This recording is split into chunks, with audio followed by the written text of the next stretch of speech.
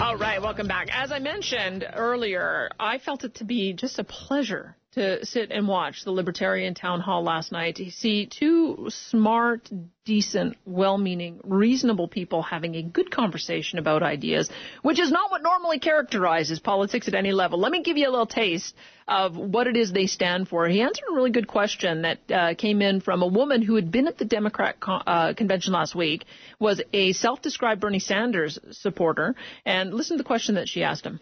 I'm a Bernie supporter, and I'm disappointed about the prospect of voting for someone else. But I've decided that I have to vote for someone that aligns with my values. How are you similar to Bernie Sanders, and what would you say to win my vote? Well, I think Bernie and I are similar on about 75% of what's out there. And, of course, that would be marriage equality, women's right to choose, legalizing marijuana, let's stop with the military interventions, that crony capitalism is alive and well. But from an economic standpoint, here's my hypothesis, and I might be wrong.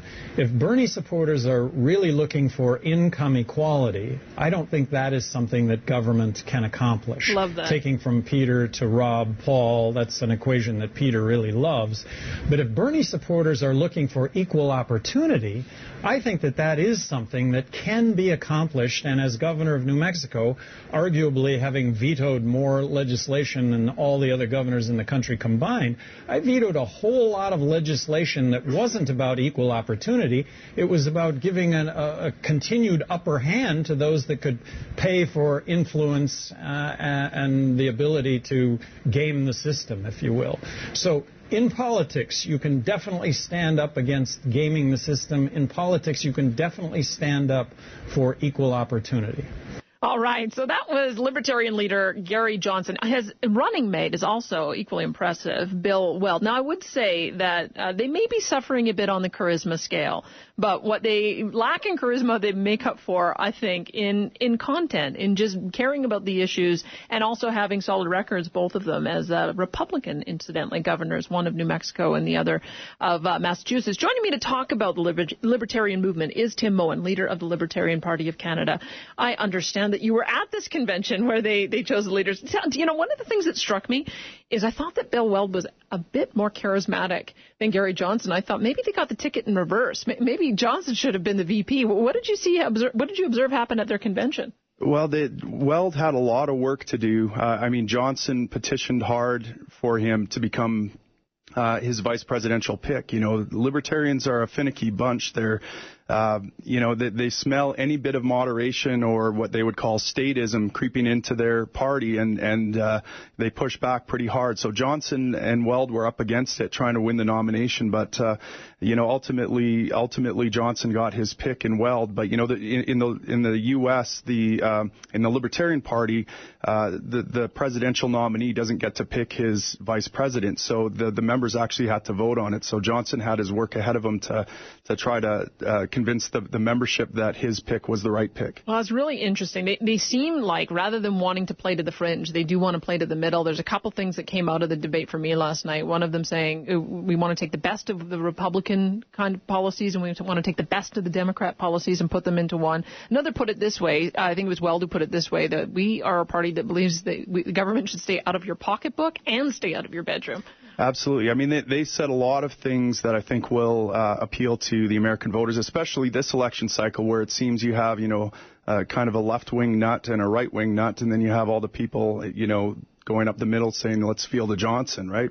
And so they came off, they played their cards exactly right. I think they come off sounding all sorts of moderate and reasonable in an election cycle where where there's a real dearth of kind of rational, reasonable discourse happening. And one of the things Johnson said that I really liked in that clip you played was, I might be wrong. I mean, you just don't hear that from any of the other candidates on the stage. Everyone is this is the exact dogmatic way it's going to go down. This is how we're going to fix things. We're going to make America great again or sane again or whatever. And Johnson is saying, well, I might be wrong, but this is how I see it. So I think they exemplified, the characteristics that a lot of Americans would like to see in a leader, and that is humility, empathy. He really listened to that Bernie supporter and tried to empathize with her. You could hear that. And he stuck to his principles. He said, look, we're not a party of equal outcome. We're a party of equal opportunity, and I believe that's the role of government. Well, and to even say, if you think government can achieve income equality, you're sort of looking in the wrong place, because government can't do that, which I think is a wonderful statement. What do you learn from the debate and the positioning of these candidates in the United States? What are you trying to do with the Libertarian Party in Canada? Well, I'm watching very closely because, they are employing a kind of strategy that we don't typically see in libertarian parties, and that is, they're trying to be difficult to dismiss, right? They're not taking the kind of Ron Paul approach, where Ron Paul came out. He was very inspirational. He was very principled, very, kind of ideologically dogmatic in a sense, but principled, and he inspired a lot of people. He, in a sense, he created a movement. I think a lot of libertarians want to see that, but on the other side, there's a real sound kind of rationality to the approach that Weld and Johnson are taking, which is, let's be difficult to dismiss. Let's be the big funnel that gets everyone into the Libertarian Party and movement. And you know what? We'll leave it up to guys, intellectuals like Ron Paul and other intellectuals in the movement to kind of solidify what that actually means. But right now, let's just be difficult to dismiss. Let's be reasonable and the moderate kind of centrist party.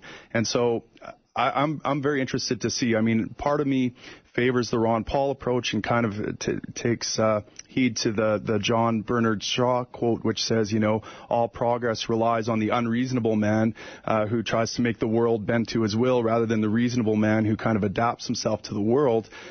So, to me, culture really needs to shift. And so part of me thinks that if we're going to get anywhere, if we're going to prevent all these bubbles from bursting, and we see increased conflict and strife in the world, and that's not going away. That seems to be on the rise.